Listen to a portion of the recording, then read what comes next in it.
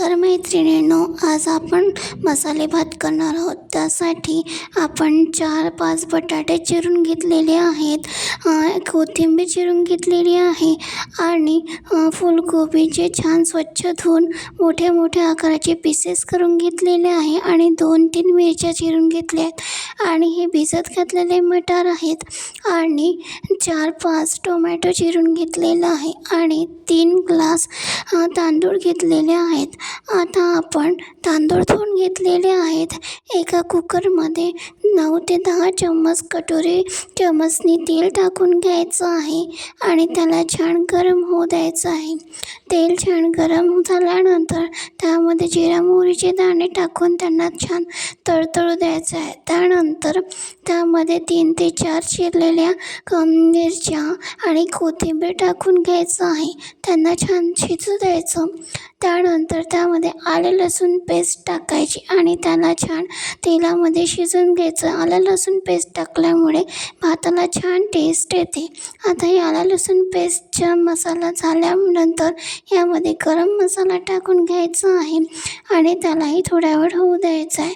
त्यानंतर 2 चम्मच हळद टाकायची आहे, 3 ते 4 चम्मच लाल मिरची पावडर टाकायचं आहे आणि 5 चम्मच पोहे खायच्या चमच्याने मीठ टाकून घ्यायचं आहे.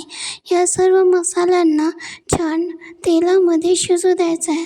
आता हे सर्व मसाले तेलामध्ये टाकून घेतलेले आहेत आणि त्याला 2 मिनटं तेलामध्ये शिजू द्यायचं आहे. हे बघा, हे सर्व टाकून झालेलं आहे. आता ह्या तेलामध्ये शिजत आहे.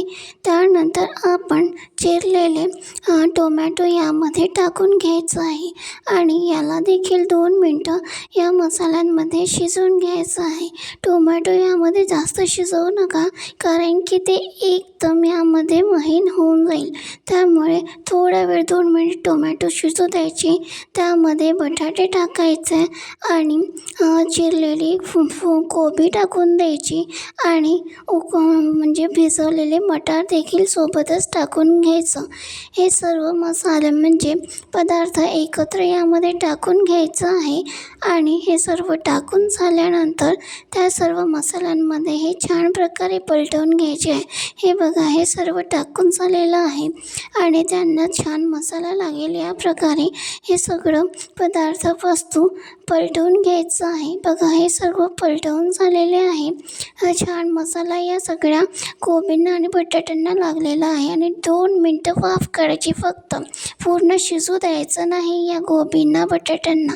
आणि त्यानंतर लागलीच यामध्ये सगळं तांदूळ टाकून द्यायचं धुतलेले आणि हा सगळा मसाला या तांदळांना लागेल अशा प्रकारे सगळं छान पलटवून घ्यायचं. बघा, अशा प्रकारे सगळं छान तांदूळ या मसाल्यांमध्ये पलटवून घ्यायचं, जेणेकरून हे गंजे कुकरला किंवा गंजाला लागणार नाही. अशा प्रकारे हे छान पलटवून झाल्यानंतर याला 2 मिनिट असंच भाजत राहायचं आणि एक झाकणे झाकून छान वाफ काढून घ्यायची. पुन्हा हे छान चमच्याच्या साहाय्याने म्हणजे सराट्याच्या साहाय्याने पलटवून घ्यायचं, जेणेकरून मसाला हा कुकरला लागला नाही हे चेक करायचं आणि पुन्हा ह्याला 2 मिनिट पलटवायचं.